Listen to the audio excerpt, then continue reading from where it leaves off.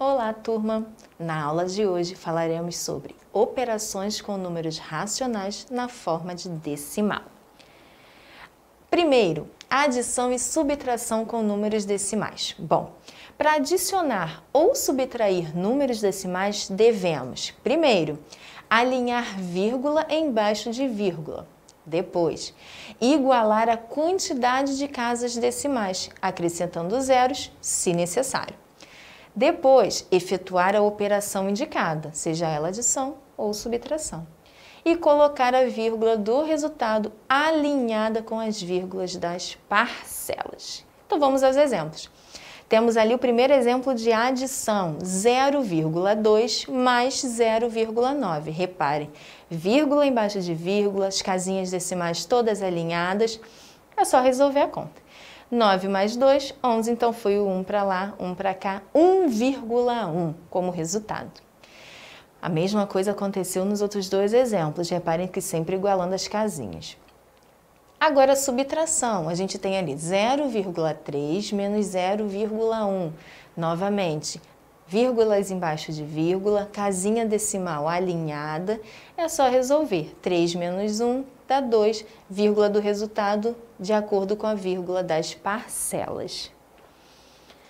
Multiplicação com números decimais. Primeiro, multiplicação de um decimal por um número natural.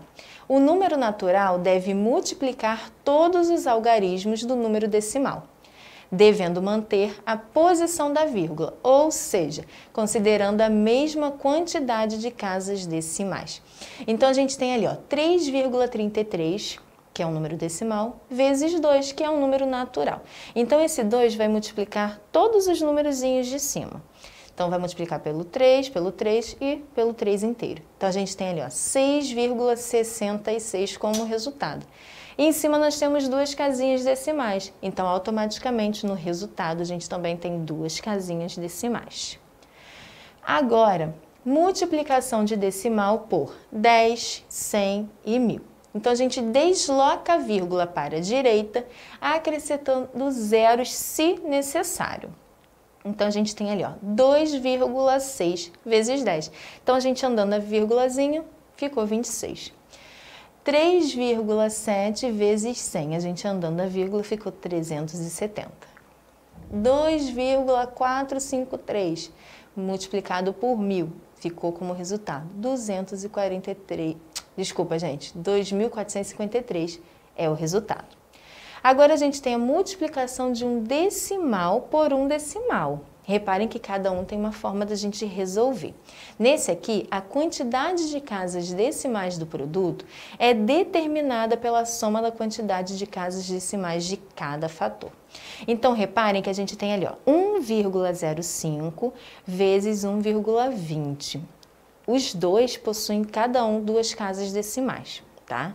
Então, o resultado tem que ter 4 casas decimais. Tá? A gente somou essas casas, o resultado tem que ter 4. Então, a gente faz a multiplicação normalmente. Essas casas decimais vão nos auxiliar aonde colocar a vírgula. Como eu tenho que ter 4 casas decimais, eu coloco a minha vírgula ali fazendo essa separação. 4 casas decimais, separando do inteiro. Agora, divisão com números decimais. Divisão por um número natural diferente de zero. Eliminamos a vírgula e depois resolvemos a divisão. Sendo necessário o acréscimo de zero no resto, colocamos a vírgula no quociente. Então, a gente tem ali 8,25 dividido por 5. Quando a gente precisa acrescentar nessa conta um zero, aí sim a gente tem que colocar a vírgula. Não é necessário colocar mais de uma vírgula, até porque o número não permite, só coloca uma. Essa uma vírgula, ela nos permite colocar mais quantos zeros forem necessários para a gente fazer uma divisão exata. Reparem ali que nós temos 196 dividido por 5, tá? A gente tirou a vírgula. Então, a gente, fazendo a conta, chega aqui num determinado momento, aqui embaixo, onde sobra o 1. E eu posso colocar um zero ali para resolver. Então, eu coloco esse zero e automaticamente eu coloco a vírgula aqui no meu quociente, que me permite resolver e obter um resto zero. Divisão de um número decimal por 10, 100 e 1000. Nós deslocamos agora, na multiplicação a gente deslocou a vírgula para a direita. Na divisão a gente desloca a vírgula para a esquerda, de acordo com os zeros da potência de 10. Então a gente tem ali 1256 dividido por 10. Então a gente vai deslocar para a esquerda, ficou 125,6. No exemplo de baixo, 1256 dividido por 100. Deslocando a vírgula de novo, a gente tem 12,56. 1256 dividido por 1000. Deslocando a vírgula, a gente tem o resultado como 1,256. E 125,6 dividido por 10 vai ficar 12,56. Divisão por um número decimal. Nós igualamos o número de casas decimais, em seguida eliminamos a vírgula e depois dividimos. Então, a gente tem aqui, ó, 12,5 dividido por 5. Então, a gente está igualando ali as casas, tá?